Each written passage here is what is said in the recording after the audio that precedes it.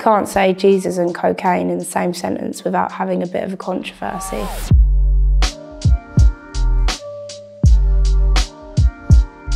Hello, I'm Venbee and I'm at DIFFUS and we're going to chat about my music.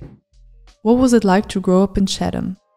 Definitely eventful, fun. It's like rough around the edges, but the people are good. It's just like classic UK, small town. I actually think it's the finest place in Kent, to be honest. How did you start making music? My granddad used to play in church on the piano. I used to just do that when I was very little, and then when I was 8 I started writing poems and songs, and then got my first guitar and annoyed my family every day up until now, essentially, and here I am. When did you get into dance music? I got into drum and bass when I was 12. Yeah, it was when Rudimental brought out their first album, and then I went into a bit of a rabbit hole of drum and bass. But production-wise, it was I was making songs in my bedroom in lockdown because I had nothing else to do with my time. And also I was starting to take things a little bit more seriously. I knew that that was the sound that was going to be right for me, just dance music. How did you start songwriting for other artists? I was releasing under a different name in 2020, and then my manager found me, and then she got me in sessions with other small artists, and I'd write songs for them. And then that's how I got into it, but I was still working 3 jobs. I wasn't able to do it as a career just yet. And then started TikToking and then got lucky, essentially. What kind of jobs did you do back then?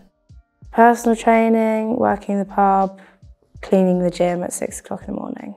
My parents couldn't pay for what I wanted to do to make music, and I've just made it work. I'd go into the gym in the morning, I'd go to the pub in the evening, and then 2 or 3 times a week I'd train my clients that I personal trained. How did you feel when you realized you could make music for a living?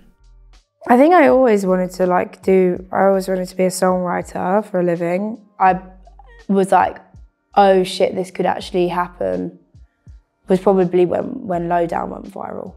That was the biggest relief of my bloody life. Are you mad? Absolutely.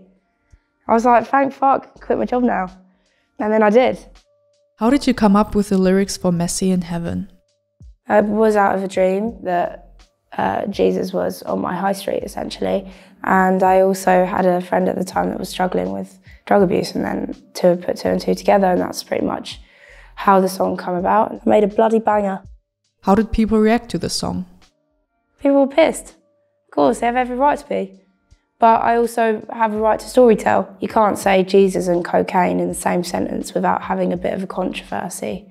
So I knew that was going to happen, but the metaphor stands the same, so I knew my intentions were pure. I didn't do the song, I didn't write the song to piss people off. I wrote the song because my friend was going through something. What was your family's reaction to your success? They get so gassed. My mum's put the Messy in Heaven plaques up in the living room. What she doesn't know is when I move out, they are coming with me. And she's going to have 2 holes in the wall for no reason. My older brother's got one in his bedroom. I don't know how that happened. Really sweet. But they're very supportive and they're very excited and they're very proud.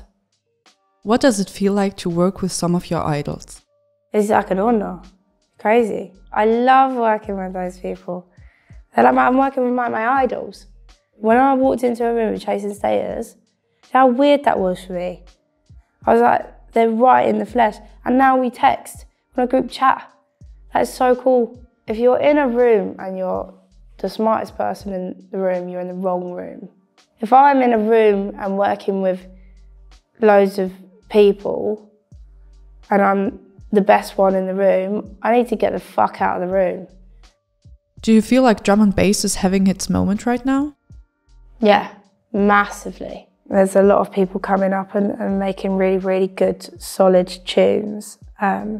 Kenya Grace just had Strangers, and that's a massive, massive tune. And I can't wait to watch it grow. Drum and bass has been going for 30 years, but right now it's really, really sticking, and I think it's not going to go anywhere for a long time. Why did you call your album Zero Experience? No one in this world has a clue what they're doing. I'm sick and tired of seeing people like feel like shit because they don't know what they're doing. No one does. But it's like everyone says long words to make us think that we do. I have zero experience, I have no clue what I'm doing. But everyone's winging life, and that's what life is. What are your next steps?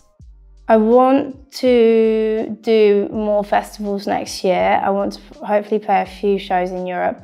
I also want to write a lot more music and release a lot more songs, unleash a lot more of my trauma to the world, and I would really love to work with Flume.